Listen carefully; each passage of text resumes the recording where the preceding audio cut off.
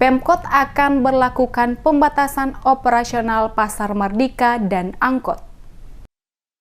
Sebelum pemberlakuan PSBB diterapkan dalam Kota Ambon, maka pemerintah kota akan mengambil beberapa langkah penting. Di antaranya adalah menata kembali Pasar Mardika dan jam operasi bagi seluruh kendaraan angkutan umum dalam wilayah Kota Ambon. Juru bicara tim gugus tugas COVID-19 Kota Ambon, Joy Adrian, sekaligus selaku Kepala Dinas Infokom dan Persandian Kota Ambon di Balai Kota pada Selasa 26 Mei menjelaskan, sebelum ditetapkannya PSBB dalam Kota Ambon, beberapa kebijakan akan dilakukan pemerintah Kota Ambon. Kebijakan tersebut, kata Adrians, diantaranya menata rutinitas jual beli di Pasar Mardika dan jam operasional angkot berbagai jurusan dalam Kota Ambon. Ia mencontohkan untuk penataan Pasar Mardika, maka para pedagang akan disebar pada sejumlah lokasi pasar, sehingga semuanya tidak bertumpuk pada satu lokasi. Selain itu juga, setiap pedagang akan diberikan kartu keanggotaan yang disesuaikan dengan tanggal kalender, sehingga nantinya dibagikan pola penjualan yang disesuaikan dengan tanggal ganjil genap, termasuk waktu berjualan akan dibatasi. Sementara khusus untuk para pemilik angkot yang beroperasi dalam Kota Ambon akan dibatasi jam operasional untuk beberapa jurusan. Ia mencontohkan pembatasan jam operasional angkot misalnya dari pukul 6 hingga 18.00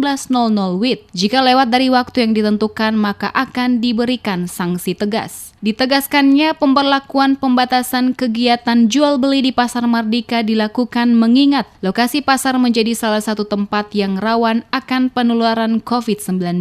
Mengingat juga banyak warga yang berkumpul pada lokasi tersebut dalam jumlah banyak. Kita berikan identitas berupa kartu pedagang. Nah, kepada seluruh pedagang ini nantinya kita untuk penjualannya mengikuti tanggal kalender. Kayak misalnya pas tanggal ganjil, pedagang yang punya kartu anggotanya tanggal ganjil mereka berjualan. Gitu. Begitu juga tanggal genap. Pedagang yang berjual itu pedagang yang tanggal genap. Kemudian waktu untuk pengelolaan pasar akan kita batasi. Ya, tidak sampai malam seperti ini.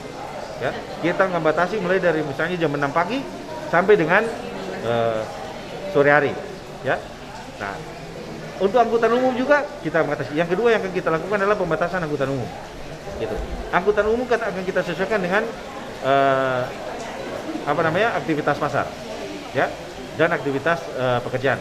Jadi dua hal ini merupakan langkah awal yang akan kita lakukan oleh pemerintah Kota Ambon.